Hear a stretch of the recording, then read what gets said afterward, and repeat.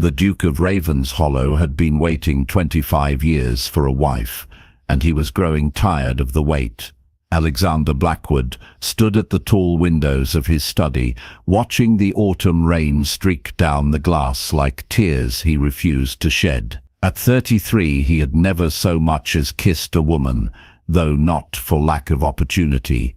The matchmaking mamas of London had paraded their daughters before him for over a decade, each one more eager than the last to claim the title of Duchess. But Alexander had standards. He wanted love, not convenience.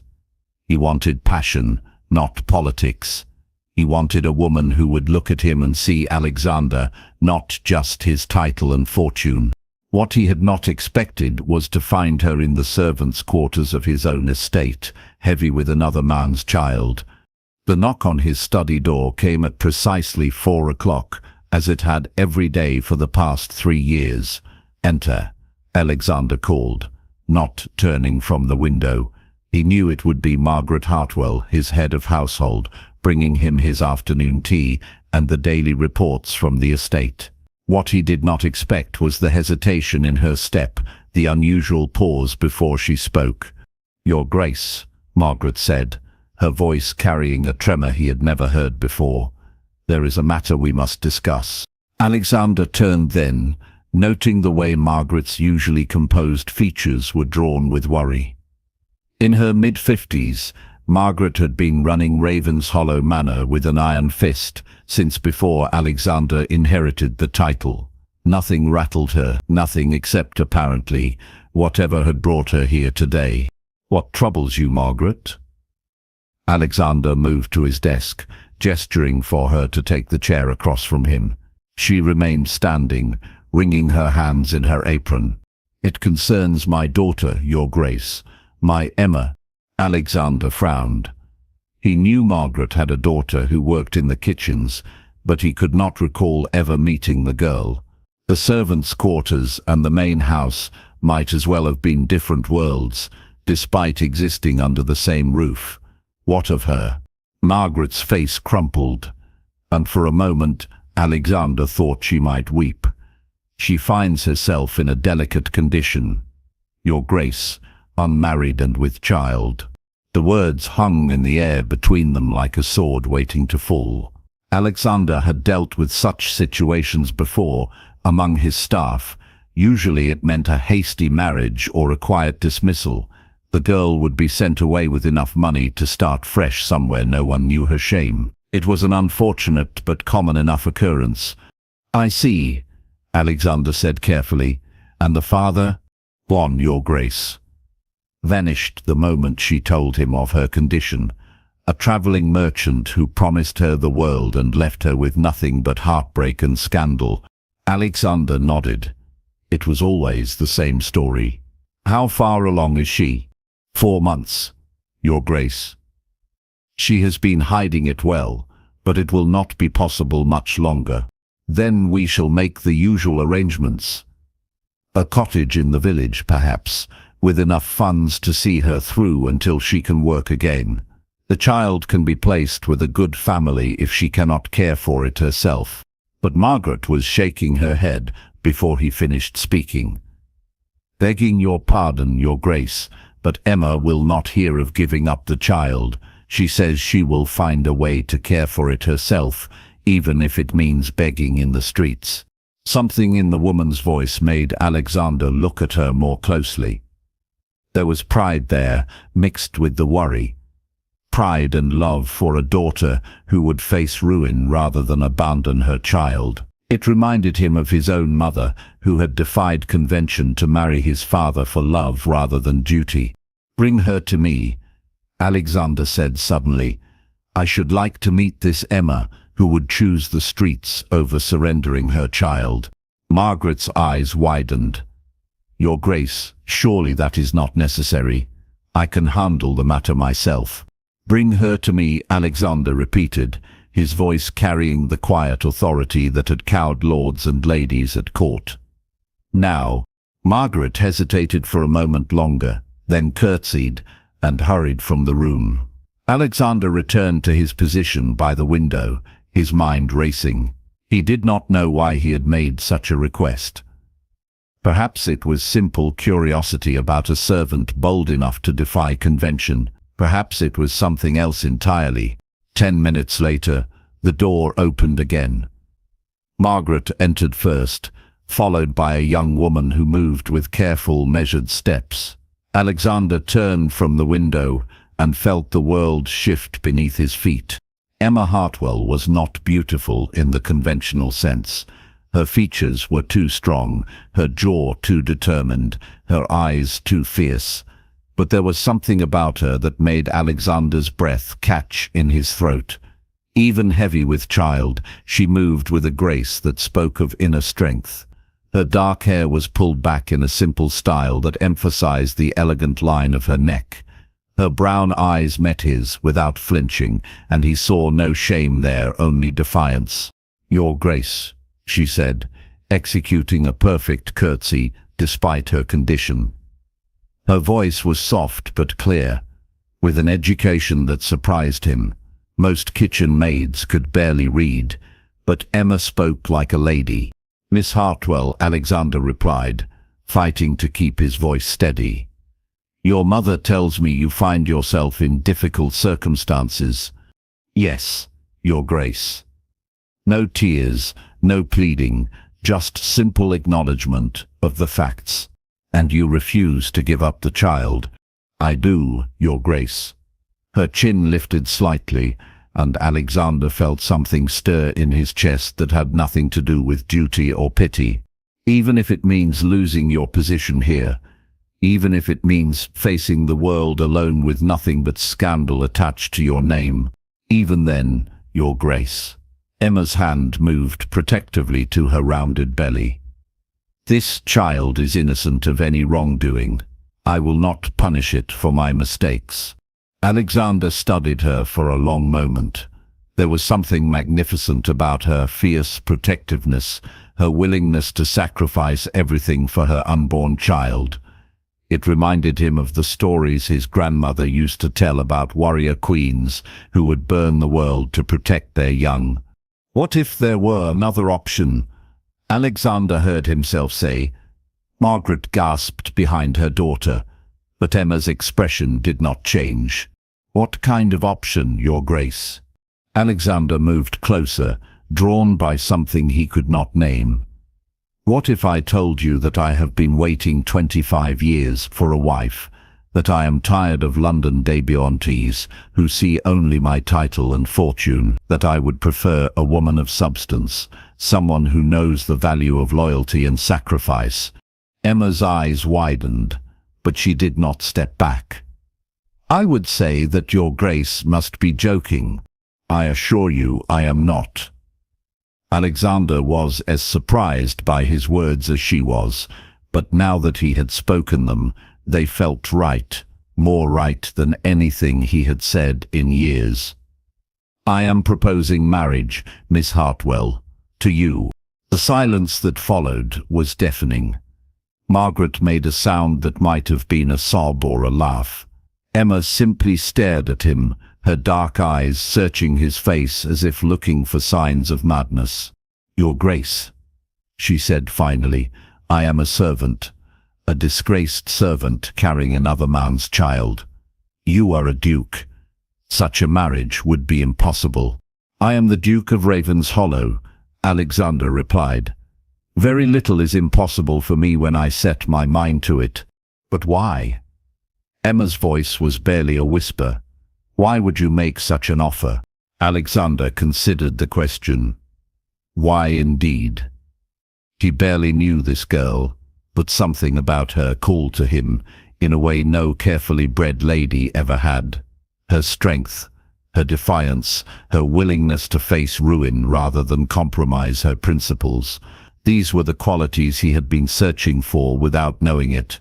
"Because," he said simply, "I believe you might be exactly what I have been waiting for." Emma was quiet for so long that Alexander began to wonder if she had heard him. Then she spoke, her voice steady despite the tears now glistening in her eyes.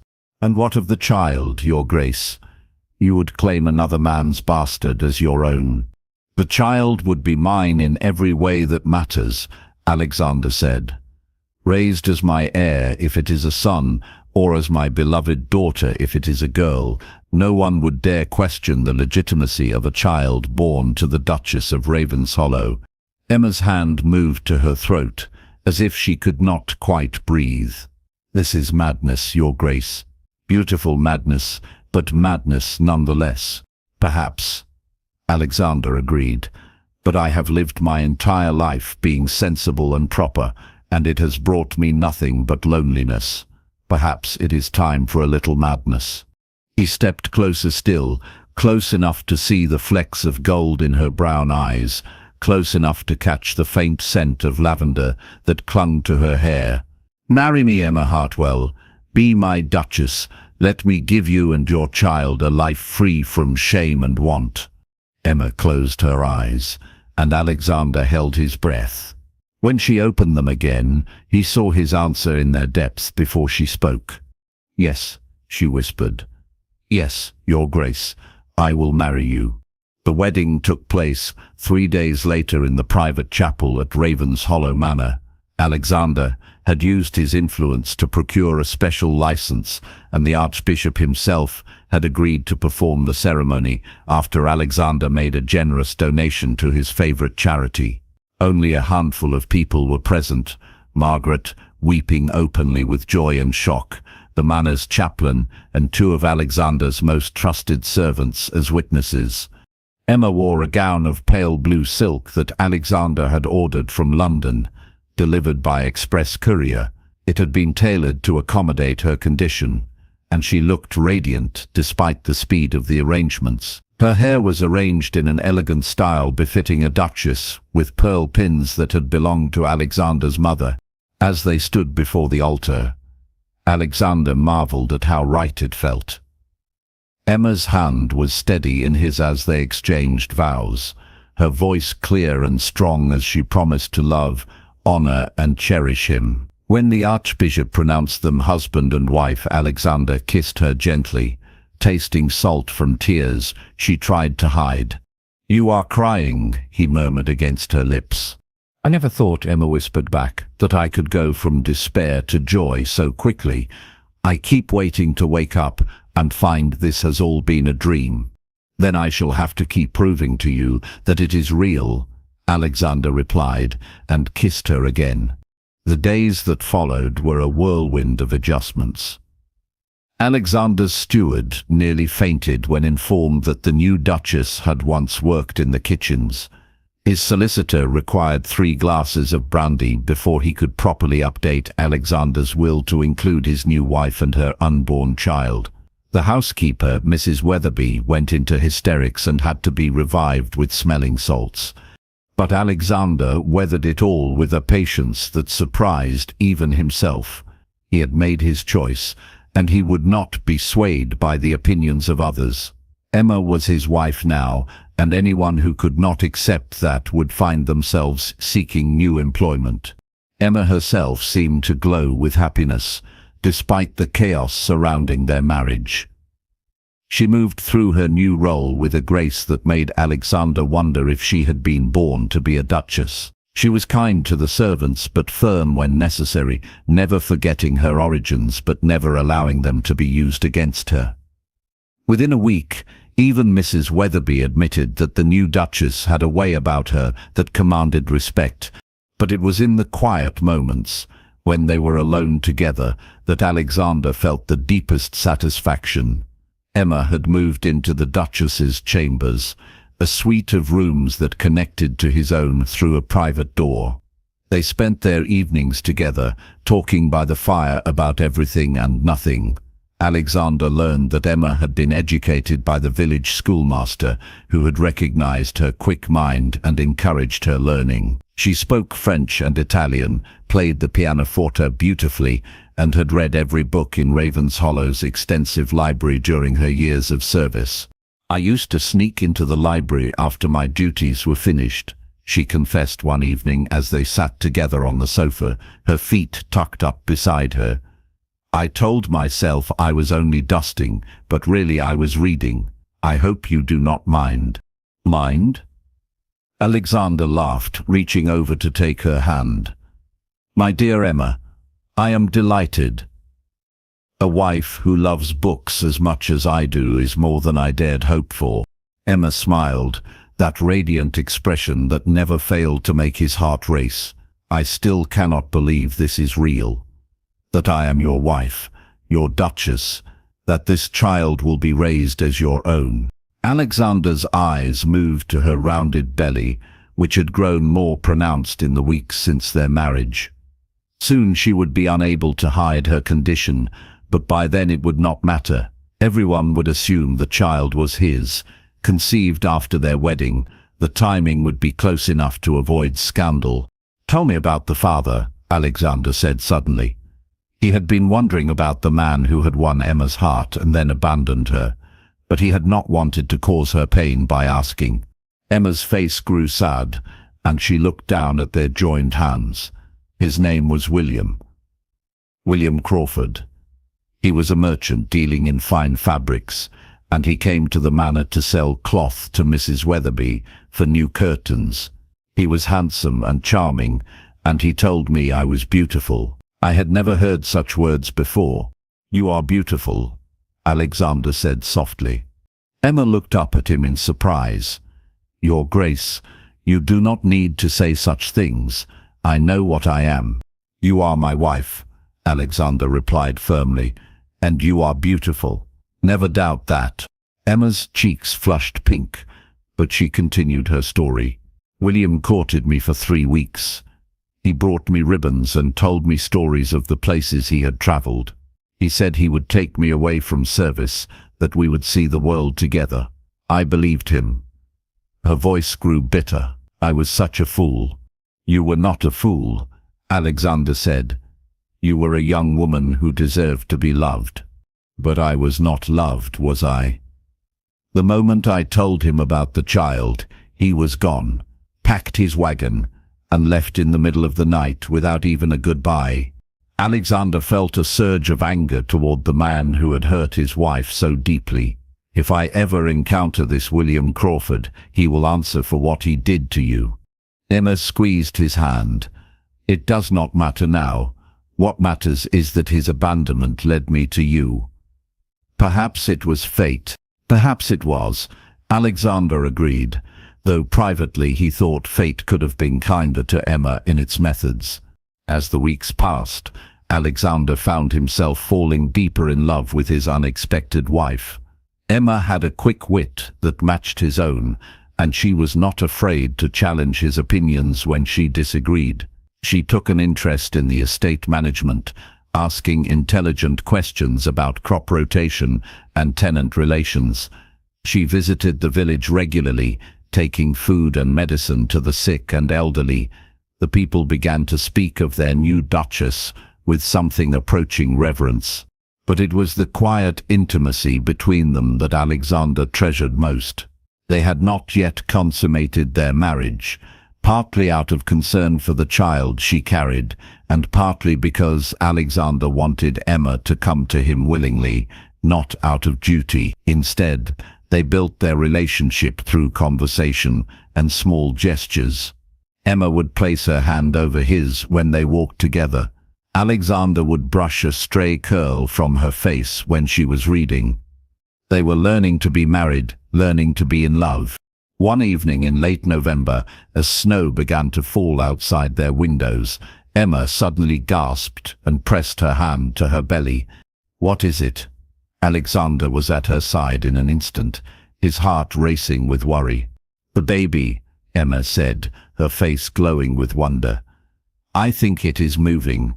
Alexander stared at her rounded form, amazed. Moving? Here, give me your hand. Emma took his palm and placed it against the curve of her belly. For a moment there was nothing, and then Alexander felt it, a small flutter, like a butterfly against his palm. My God, he whispered. That is our child. Emma's eyes filled with tears. Our child. Yes, it is. Alexander knelt beside her chair, his hand still pressed to her belly, and felt the future settling around them like a warm cloak. This was what he had been waiting for without knowing it. Not just a wife, but a family. Not just duty, but love. The child quickened more frequently after that night, and Alexander became fascinated by the small movements beneath Emma's skin. He would place his hand on her belly each evening, talking to the unborn baby about the estate it would inherit, the horses it would ride, the adventures they would share together. Emma would watch him with soft eyes, sometimes placing her own hand over his. "You will be a wonderful father," she told him one night as they prepared for bed. "I hope so," Alexander replied. "I never thought I would have the chance to find out." "Why did you wait so long to marry?" Emma asked. "Surely there were dozens of suitable ladies who would have been honored to be your duchess." Alexander considered the question as he helped her into her nightgown, a task that had become more challenging as her belly grew. "There were many who would have married my title and fortune, but none who would have married me." "What do you mean?" "I mean that you are the first woman who has ever looked at me and seen Alexander rather than the Duke of Ravenshollow. You married me when you thought I was mad, when you had everything to lose and nothing to gain. That kind of courage, that kind of heart, I had begun to think it did not exist." Emma cupped his face in her hands, her eyes serious. "I see you, Alexander. I see your kindness, your strength, your loneliness. I see the man who would claim another's child as his own rather than see it grow up in shame. I see the man I love." It was the first time either of them had spoken the word aloud, and it hung between them like a bridge across the last of their uncertainty. "I love you too," Alexander whispered.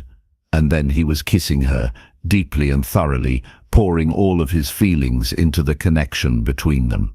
When they broke apart, both were breathing hard. Emma's hands were fisted in his shirt, and Alexander could feel the rapid beat of her heart against his chest.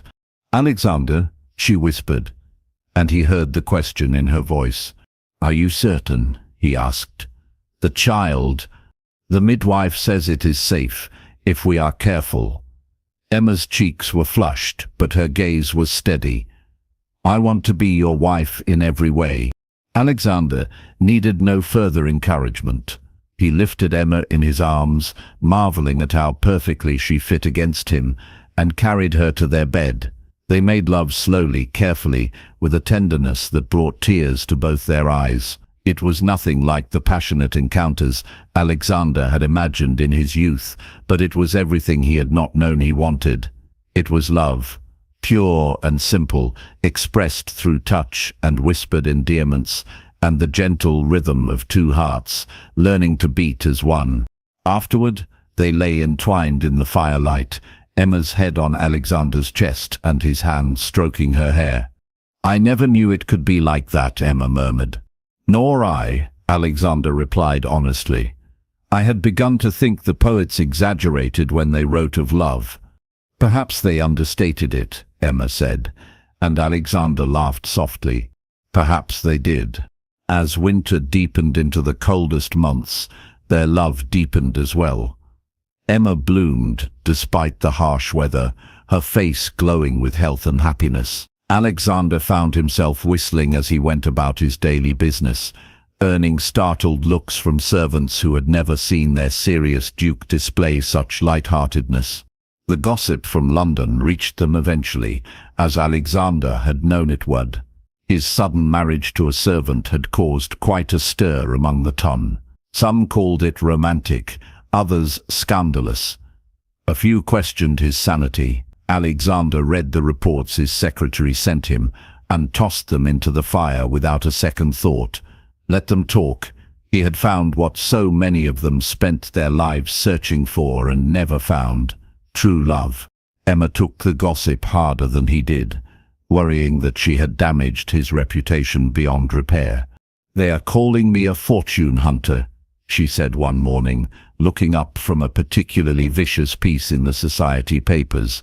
"They say I trapped you into marriage by claiming to carry your child. They can say whatever they like. Alexander replied calmly, taking the paper from her hands and adding it to the fire. The only opinions that matter are ours, but your standing in society will recover or it will not. I do not particularly care either way. Alexander pulled Emma into his arms, feeling the solid warmth of her against him. I have spent 33 years worrying about what society thinks of me. I will not spend another moment doing so. Emma searched his face, looking for signs of regret or doubt. She found none, and slowly her worry faded into relief. I love you, she said simply, and I love you, Alexander replied. That is all that matters. As Emma entered her final months of pregnancy, Alexander found himself torn between excitement and terror. He had read every book on childbirth he could find, consulted with the finest physicians in England, and ensured that the best midwife in the county would attend the birth. But he could not shake the fear that something would go wrong, that he would lose the woman who had become the center of his world. Emma seemed to sense his worry and did her best to reassure him. She remained active despite her size, taking daily walks around the estate when weather permitted and continuing to manage the household with her usual efficiency. She was a picture of health and vitality, but Alexander could not forget the stories he had heard of women who seemed perfectly well until labor began. "You are fretting again," Emma said one evening in early March, catching him staring at her with that worried expression he could not quite hide. "I am not fretting," Alexander protested. "I am merely concerned." Emma laughed, a sound that never failed to warm his heart. "You are fretting. You have been reading those medical texts again, haven't you?" Alexander had the grace to look sheepish. "Perhaps, Alexander, my love, women have been having babies since the beginning of time. I am strong and healthy, and the midwife says everything is progressing normally. You must stop worrying yourself into an early grave." "I cannot help it," Alexander admitted. "I have only just found you. The thought of losing you." Emma rose from her chair with some difficulty and came to sit beside him on the sofa. She took his hands in hers, her touch as soothing as always. "You will not lose me," she said firmly. "I have far too much to live for now. Our child, our life together, the future we are building. I am not going anywhere." Alexander brought her hands to his lips, pressing kisses to her palms. "Promise me." "I promise," Emma said solemnly. "I will fight with everything I have to come back to you." The words should have comforted him, but there was something in Emma's tone that made Alexander look at her more closely. She was smiling, but there was a shadow in her eyes that had not been there before. "Emma, is something wrong? Are you feeling unwell?" "No, nothing like that," Emma said quickly. "I am perfectly fine. It is just, well, the baby has been very quiet today. Usually, it is quite active, but today I have barely felt any movement at all." Alexander's blood turned to ice. "Should we send for the midwife?" "I am sure it is nothing," Emma said, but her voice lacked conviction. "Perhaps the baby is just sleeping." Alexander was already on his feet, moving toward the door. "I am sending for Mrs. Morrison immediately." Mrs. Morrison arrived within the hour, a capable woman in her 50s who had delivered half the babies in the county. She examined Emma thoroughly while Alexander paced the hallway outside their chambers, his heart hammering against his ribs. When the midwife emerged, her expression was carefully neutral. Alexander took that as a bad sign. "Well?" he demanded. "The baby's position has shifted," Mrs. Morrison said slowly. "It appears to be breech." Alexander felt the world tilt around him. "What does that mean?" "It means the baby is positioned feet first instead of head first. It can make delivery more complicated." "Complicated how?" Alexander's voice was sharp with fear. Mrs. Morrison hesitated. There is a higher risk of problems during labor, for both mother and child. Alexander sank into a chair, his legs suddenly unable to support him. What can be done? Sometimes the baby will turn on its own before labor begins. If not, there are techniques that can be tried during delivery. But she trailed off, clearly reluctant to voice the full extent of the risks. But, Alexander prompted, but your grace should be prepared for the possibility that difficult choices may need to be made. Alexander understood what she was not saying. In a breech delivery, it sometimes came down to saving the mother or the child. The thought of being forced to choose between Emma and their baby made him physically ill. I want the best physician in London brought here immediately, Alexander said. Money is no object. Your Grace, Mrs. Morrison said gently, even the finest physician cannot guarantee. I do not care about guarantees, Alexander snapped. I want every possible resource at our disposal when the time comes. I will not lose either of them. Mrs. Morrison nodded. I understand, Your Grace. I will do everything in my power to help them both. When Alexander returned to their chambers, he found Emma sitting by the window, her hands resting on her belly, and tears streaming down her face. You heard, he said, going to her immediately. Mrs. Morrison explained it to me. Emma whispered, Alexander, I am so afraid. Alexander gathered her into his arms, holding her as tightly as he dared. We will get through this. I promise you, we will get through this. What if something happens to the baby? What if I cannot give you the child you deserve? Emma, look at me. Alexander cupped her face in his hands, forcing her to meet his eyes. I married you, not the child you carry. You are what I cannot live without. The baby is a blessing, but you are my life. Emma's tears fell harder. But if it comes to a choice, there will be no choice. Alexander said fiercely. I will not allow it. I will bring every doctor in England here, if I have to. True to his word, Alexander had 3 of London's finest physicians at Ravenshollow within 2 days. They examined Emma and confirmed Mrs. Morrison's diagnosis, but offered little additional hope. Breech births were dangerous, they explained. All they could do was wait and pray the baby would turn before labor began. The waiting was agony. Alexander barely left Emma's side, watching her for any sign that labor was starting. Emma tried to maintain her usual cheerful demeanor, but he could see the fear in her eyes. They both knew that each day that passed brought them closer to a moment that could destroy everything they had built together. 2 weeks later, on a cold March morning, Emma woke Alexander with a gasp of pain. It is time, she said simply.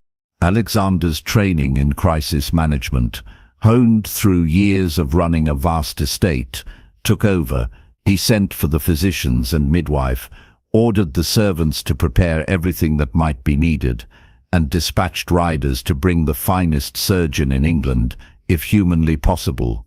Then he returned to Emma's side and took her hand. I am here, he said. I will not leave you. Labor progressed slowly at first, giving Alexander hope that there would be time for the baby to turn. But as the hours wore on and Emma's pain intensified, it became clear that their child was determined to enter the world in its own way. The physicians conferred in hushed tones, while Mrs. Morrison remained with Emma, offering what comfort she could. Alexander held his wife's hand through each contraction, wiping the sweat from her brow and whispering words of encouragement. I can see the feet, Mrs. Morrison announced finally. The baby is coming. What followed was the longest hour of Alexander's life. Emma fought with a strength and determination that amazed everyone present, refusing to give up even when the pain became almost unbearable. The physicians worked together, their faces grim with concentration, as they tried to guide the baby safely into the world. Push now, Your Grace, Mrs. Morrison urged. with everything you have. Emma bore down with a cry that tore at Alexander's heart. He felt utterly helpless, watching the woman he loved suffer and knowing there was nothing he could do to take her pain away. "The shoulders are out," one of the physicians said. "Almost there." Emma pushed again, and suddenly the room was filled with a new sound, the thin, angry wail of a newborn baby. "It is a girl," Mrs. Morrison announced, her voice filled with relief and joy. "A perfect, beautiful girl." Alexander felt tears streaming down his face as he watched the midwife clean and wrap their daughter. The baby was tiny, but clearly healthy, her cries lusty and strong. "Emma," he whispered, turning back to his wife, "we have a daughter." But Emma's eyes were closed, and her face was alarmingly pale. Alexander's joy turned to ice-cold fear. "Something is wrong," he said. "Why is she not responding?" The physicians exchanged worried glances. "She has lost a great deal of blood," one of them said quietly. "More than is normal." "Then do something," Alexander commanded. "Save her." The next few hours blurred together in a haze of terror and desperate activity. The physicians worked frantically to stop Emma's bleeding while Alexander held their daughter and prayed more fervently than he ever had in his life. The baby, seemingly unaware of the drama surrounding her birth, had settled into peaceful sleep after being fed by a wet nurse Alexander had summoned from the village. It was nearly dawn when Mrs. Morrison finally approached Alexander with news. "The bleeding has stopped," she said, exhaustion clear in her voice. "Her grace is weak, but she is stable." Alexander nearly collapsed with relief. "She will be all right. She will need time to recover her strength, but yes, I believe she will be fine." Alexander looked down at the tiny bundle in his arms. His daughter, with her mother's dark hair and her own miniature version of Emma's determined chin. "Did you hear that, little one?" he whispered. "Your mother is going to be fine." When Emma finally woke, 2 days later, the first thing she asked for was her baby. "Is she all right?" Emma's voice was weak, but urgent. "Please tell me she is all right." "She is perfect," Alexander assured her, carefully placing their daughter in Emma's arms. "Look at her. She is absolutely perfect." Emma gazed down at the baby with wonder, touching the tiny fingers and stroking the soft cheek. "She is so beautiful, so small and perfect. Just like her mother," Alexander said, settling beside them on the bed. Emma looked up at him with tears in her eyes. "We did it. We brought her safely into the world." "You did it," Alexander corrected. "You were magnificent, Emma, braver than any warrior I have ever heard of." Emma smiled weakly. "What shall we name her?" Alexander had been thinking about names for weeks. But now, looking at his daughter's tiny face, only one seemed right. "Hope," he said. "I should like to call her Hope." Emma's smile widened. "Hope Blackwood. Yes, that is perfect. She is our hope for the future." As Emma recovered over the following weeks, Alexander marveled at how naturally she took to motherhood. Despite her own weakness, she insisted on nursing Hope herself and rarely let the baby out of her sight. Alexander found himself just as besotted with their daughter, spending hours simply watching her sleep or holding her while she gazed up at him with serious dark eyes. "She knows you are her father," Emma said one evening as they sat together in their chambers, Hope sleeping peacefully in Alexander's arms. "She is my daughter in every way that matters," Alexander replied firmly. "I will never think of her as anything else." Emma reached over to touch Hope's tiny hand. "Do you think she will ask about her birth father someday?" Alexander considered the question carefully. "Perhaps, and if she does, we will tell her the truth. That she was conceived in a moment of misplaced trust, but that she was born into a family that loves her completely. And if people whisper about her legitimacy, Then they will answer to me, Alexander said, his voice carrying a steely edge that made Emma shiver. I am still the Duke of Ravenshollow, and my word is law on this estate. Anyone who questions Hope's parentage will find themselves looking for new employment. Emma leaned against his shoulder, feeling safe and protected in a way she had never experienced before meeting Alexander. I love you, she murmured. And I love you both, Alexander replied, pressing a kiss to the top of her head. More than I ever thought possible. As spring turned to summer, the little family settled into a rhythm of contentment. Emma regained her strength and returned to her duties as Duchess, though she was never far from Hope's side. Alexander proved to be a devoted father, changing nappies without complaint and walking the floors with Hope when she was fussy. The servants, initially shocked by their master's unconventional marriage, came to adore both Emma and the baby, who brought laughter and joy to the stately manor. The gossip from London gradually died down as society found new scandals to occupy their attention.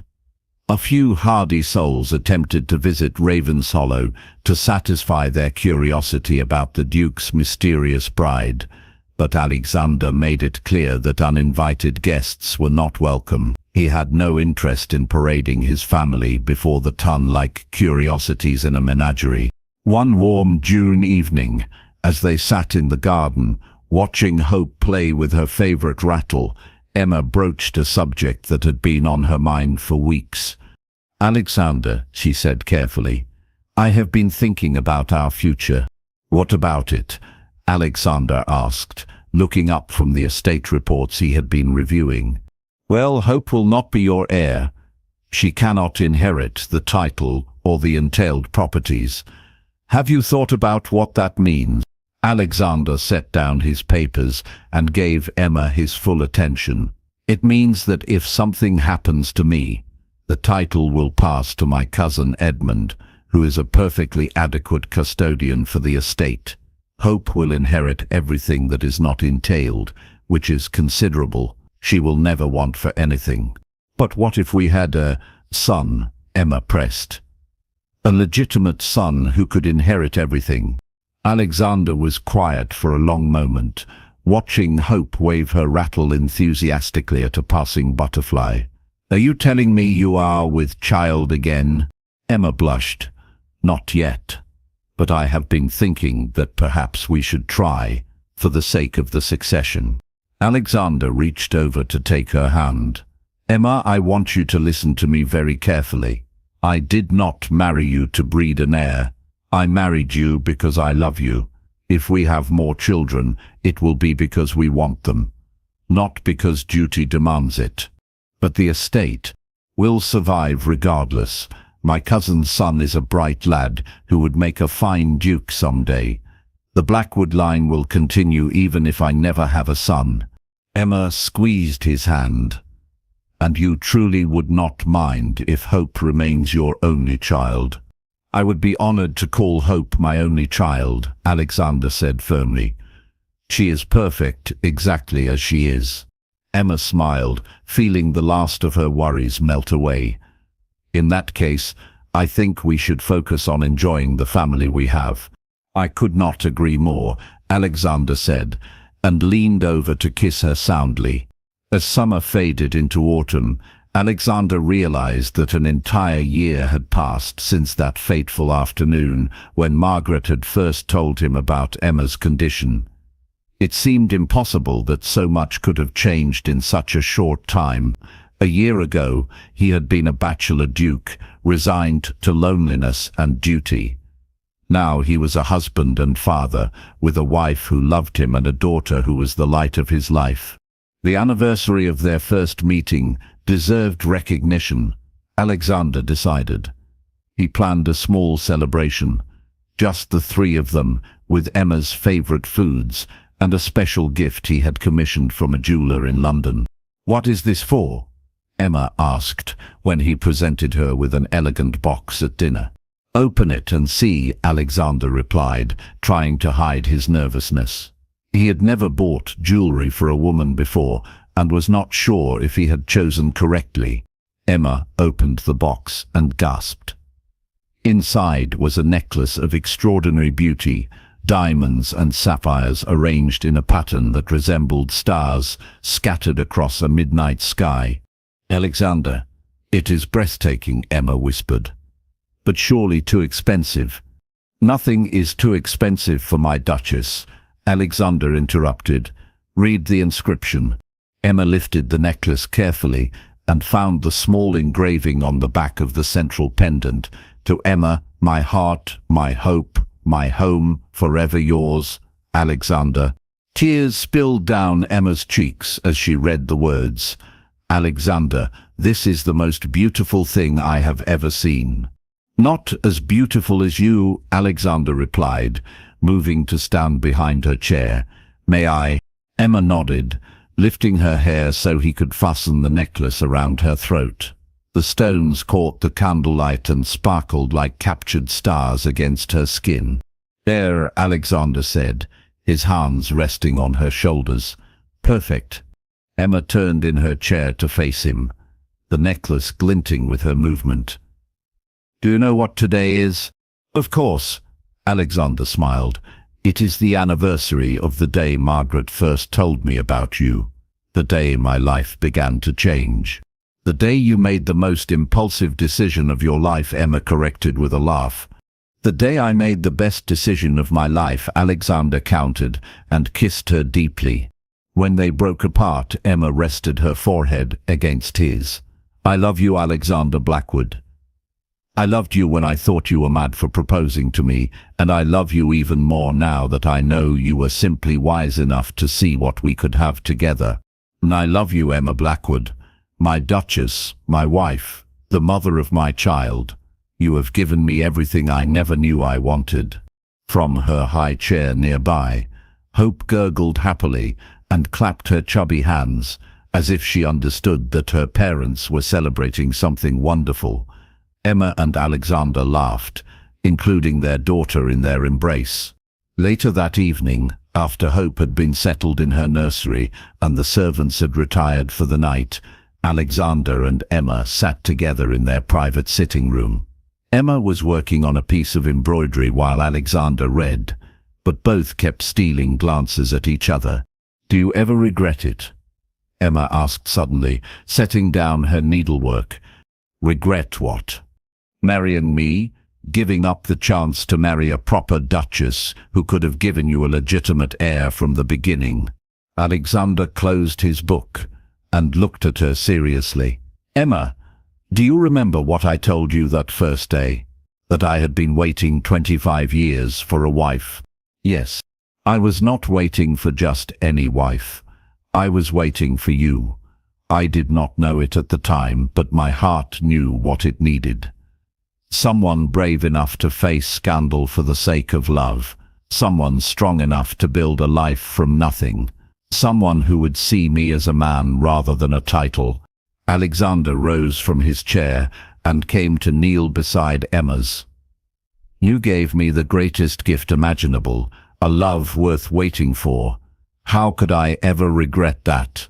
Emma cupped his face in her hands, memorizing every line and angle. "Sometimes I think about that traveling merchant who abandoned me. If he had stayed, if he had married me, I would never have met you." "Perhaps that was fate as well," Alexander suggested. "Perhaps everything had to happen exactly as it did to bring us together." "Do you believe in fate?" Alexander considered the question. "I believe in love. I believe that when two hearts are meant to be together, they will find a way, even if it takes 25 years of waiting." Emma smiled, that radiant expression that never failed to take Alexander's breath away. "Then I believe in fate too, because it brought me to you." As winter settled over Ravens Hollow once again, the Blackwood family prepared for Hope's first Christmas. Emma threw herself into the preparations with enthusiasm, determined to make every holiday special for their daughter, even though Hope was still too young to understand the significance. "She will not remember this Christmas," Alexander pointed out as Emma supervised the hanging of garlands throughout the manor. "But we will," Emma replied. And someday, when she is older, we can tell her about her first Christmas as our daughter. Alexander helped Emma choose gifts for Hope. A silver rattle engraved with her initials, a set of wooden toys carved by the estate's carpenter, and a beautiful christening gown that had been in Alexander's family for generations. "I want her to know she belongs here," Emma explained as she carefully wrapped each present. "That she is truly a Blackwood, not just by adoption but by love." On Christmas morning, Hope sat between her parents on the sofa in their private sitting room, gurgling with delight as she played with the colorful ribbons from her packages. She was walking now, tottering around the room with the determined concentration that reminded both parents of Emma's fierce will. "Look at her," Alexander marveled as Hope attempted to stuff a ribbon into her mouth. "She is fearless." "She gets that from her mother," Emma said fondly. "And her stubbornness from her father," Alexander added with a grin. Emma laughed.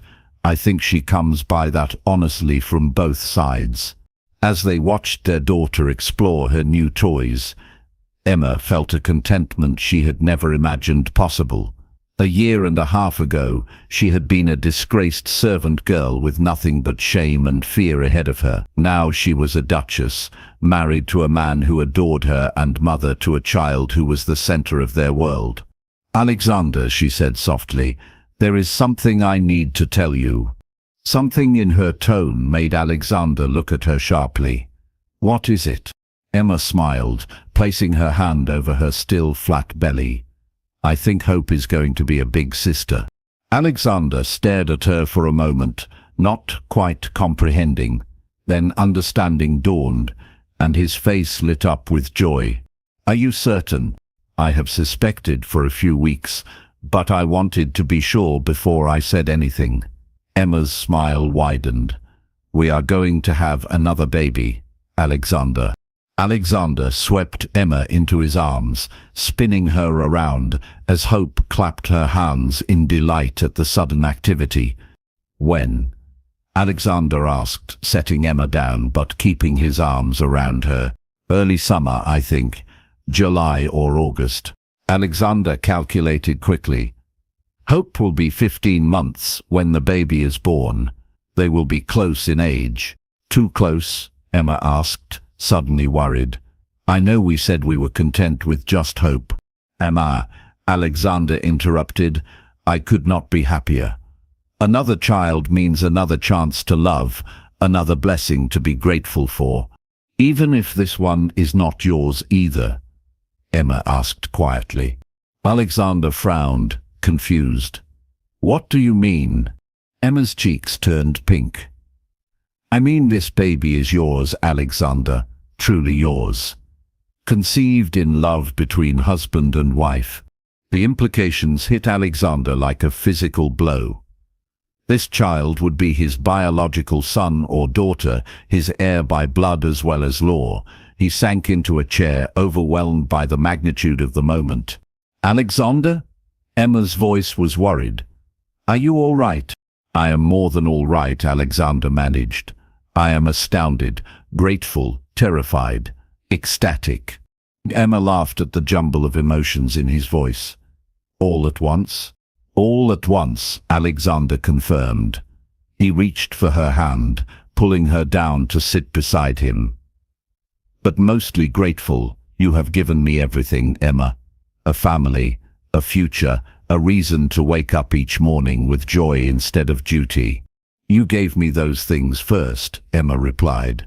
"You saved me, Alexander. You and Hope saved each other. And then we all saved each other."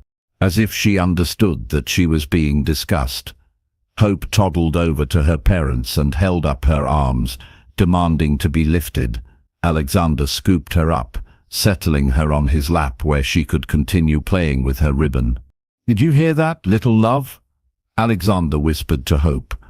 "You are going to be a big sister." Hope babbled something that might have been an attempt at sister and went back to her ribbon, apparently unbothered by the momentous news. "She will be wonderful with the new baby," Emma said, watching Hope with soft eyes. "She has such a gentle spirit." She gets that from you too, Alexander said, pressing a kiss to Emma's temple. The months that followed were filled with preparation and anticipation. Emma's pregnancy progressed smoothly, without the complications that had marked Hope's birth. She remained active and healthy, though Alexander fretted over her just as much as he had the first time. "You do realize," Emma said one spring morning as Alexander helped her from bed, "that women have been having babies for thousands of years without their husbands hovering over them constantly." "I'm not hovering," Alexander protested. "I am merely being attentive. You carried me up the stairs yesterday because you were afraid I might trip. The stairs are steep." Emma laughed, standing on her toes to kiss his cheek. "You are hovering, and I love you for it. But you must try to relax. This baby is going to be fine." "How can you be so certain?" Emma placed his hand on her rounded belly, where their child was moving energetically. "Because this little one is already showing the Blackwood determination. Feel how strong those kicks are." Alexander marveled at the vigorous movement beneath his palm. This child was indeed active, much more so than Hope had been in the womb. "What if it is a boy?" Alexander asked suddenly. "Then he will be your heir," Emma replied simply. "But Hope will still be our beloved daughter. She will still inherit everything that is not entailed. Nothing will change her place in our hearts." Alexander nodded, but Emma could see the concern in his eyes. She understood his worry. If this baby was a son, Hope's position would be different. Not less loved, but different nonetheless. "Alexander," Emma said seriously, "I need you to promise me something. Anything. Promise me that no matter what this baby is, boy or girl, you will love Hope just as much as you do now. That you will never let her feel like she is less important because she came to us differently." "Emma," Alexander said, his voice thick with emotion. "Hope is my daughter. She will always be my daughter. Nothing could ever change that." "I know you believe that now," Emma said. "But when you hold your biological child for the first time, when you see your own features reflected in that tiny face, I need to know that you will remember that Hope is equally yours." Alexander took Emma's face in his hands, looking deep into her eyes. "I swear to you on my honor as a Blackwood and my love for you both, that Hope will never have reason to doubt her place in this family. She is my firstborn daughter, and she will always hold that special place in my heart." Emma smiled, her worries eased by the sincerity in Alexander's voice. "Then I am content." Their son was born on a warm July evening, after a mercifully short labor that left Emma tired but triumphant. Unlike Hope's difficult entrance into the world, little James Alexander Blackwood made his arrival with efficient determination, as if he had places to go and people to meet. "He looks just like you," Emma said wonderingly, as she held their son for the first time. The baby had Alexander's strong jaw and his dark hair, though his eyes were still the indeterminate blue of all newborns. Alexander stared down at his son, overwhelmed by a rush of love so intense it nearly brought him to his knees. This was his child, his blood, his legacy. But even as the thought crossed his mind, he heard Hope's voice from the doorway. "Mama, Papa." Hope toddled into the room, having escaped her nursemaid's attention. She climbed onto the bed with the fearless determination that characterized all her endeavors. "Come here, darling," Emma said, shifting to make room for Hope beside her. "Come meet your baby brother." Hope stared down at James with intense curiosity, reaching out one small finger to touch his tiny hand. "Baby," she said clearly, one of her few reliable words. "Yes, this is your baby brother James," Alexander said, settling beside his family. "What do you think of him?" Hope considered this gravely, then leaned down to plant a wet kiss on James's forehead. "Mine," she announced. Emma and Alexander laughed, and Alexander felt his heart swell with love for both his children. Hope had claimed James as her own, just as Alexander had claimed Hope. They were a family, bound not just by blood, but by choice and love. "Yes, darling," Alexander said, pulling Hope onto his lap while Emma cuddled James. "He is yours, he is ours, we all belong to each other." As James grew from infant to toddler, the dynamic Alexander had worried about never materialized. He found that loving his biological son did not diminish his love for Hope in any way. If anything, watching Hope's fierce protectiveness toward her little brother only made Alexander love her more. Hope appointed herself James's guardian from the moment he was born. She would bring him toys when he cried, pat his back when he was fussy, and stand guard over his cradle when he slept. When James began to crawl, Hope would crawl beside him, making sure he did not get into trouble. When he took his first steps, Hope was there to catch him if he fell. "She is going to be a formidable woman someday," Emma observed one afternoon as they watched Hope patiently help James stack wooden blocks. "She already is," Alexander replied proudly. "Look at how naturally she takes charge. She will be an excellent manager of her inheritance when the time comes." Emma smiled. "You are already planning her future." "I am planning to give her every opportunity to become whatever she chooses to be," Alexander corrected. "The same as James." Their family was complete now, Emma thought as she watched her husband play with their children. Hope was nearly 3, a bright and determined little girl who spoke in full sentences and had opinions about everything. James was walking steadily and beginning to talk, following his sister everywhere with devoted admiration. Alexander had grown into fatherhood with the same dedication he brought to everything else, becoming the kind of parent Emma had always dreamed of having herself. On a crisp autumn day, as they walked through the estate gardens with the children running ahead, Emma reflected on how much their lives had changed since that first desperate afternoon when she had faced Alexander across his study. "Do you remember," she said, slipping her hand into Alexander's, "when you told me you had been waiting 25 years for a wife?" "I remember everything about that day," Alexander replied. "Every word, every moment. It was the beginning of my real life." "Mine too," Emma said softly. "I was so frightened, so certain that my life was over. I never imagined it was just beginning." Alexander stopped walking and turned to face her, his eyes serious. "Do you know what I think about sometimes?" "What?" "I think about that merchant, William Crawford. I wonder if he ever thinks about what he gave up when he left you." Emma considered this. "I hope not. I hope he has found happiness somewhere, with someone who was meant for him, because if he had stayed, if he had married me, none of this would have happened. You and I would never have found each other.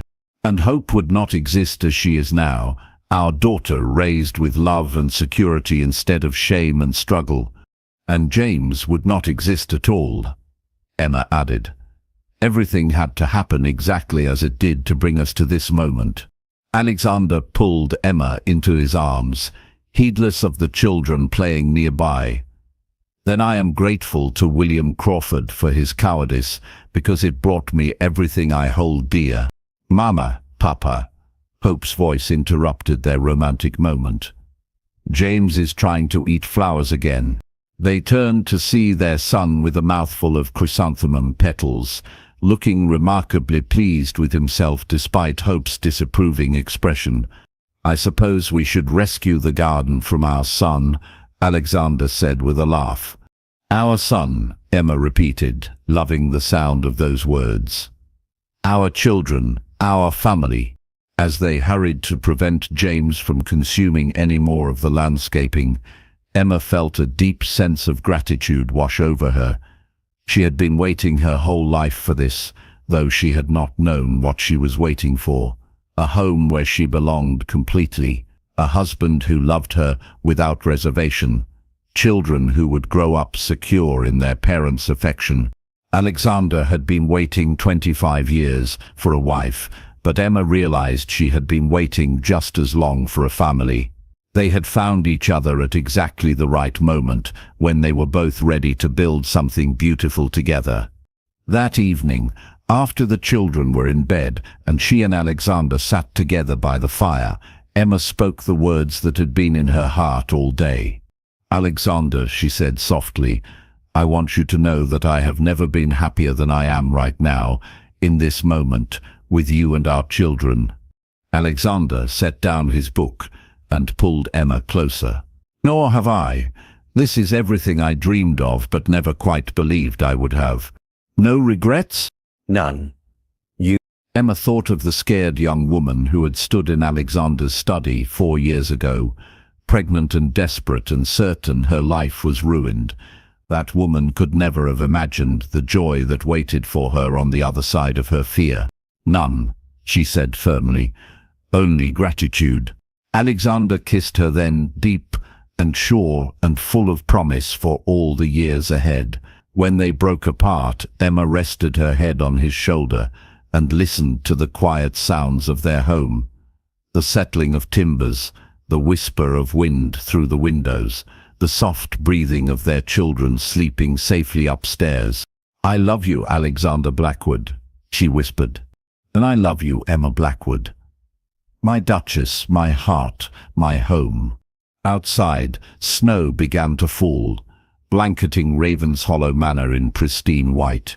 Inside, the Duke and Duchess of Ravenshollow held each other close and planned the future they would build together. A future filled with love, laughter, and the joy of a family that had been worth waiting for. Alexander had waited 25 years for a wife, never knowing that fate was preparing the perfect woman for him. A woman brave enough to face scandal for love, strong enough to build a life from ashes, and wise enough to see the man behind the title. Emma had given him everything he had ever wanted, and several things he had not known to want: passion, purpose, and the kind of deep contentment that came from loving and being loved completely. Their love story had begun with desperation and an impossible proposal, but it had grown into something extraordinary. They had created not just a marriage, but a partnership, not just a family, but a legacy of love that would endure for generations. In the end, Alexander's long wait had been worth every lonely year, because it had brought him to Emma, and Emma's darkest moment had led her to the greatest happiness of her life.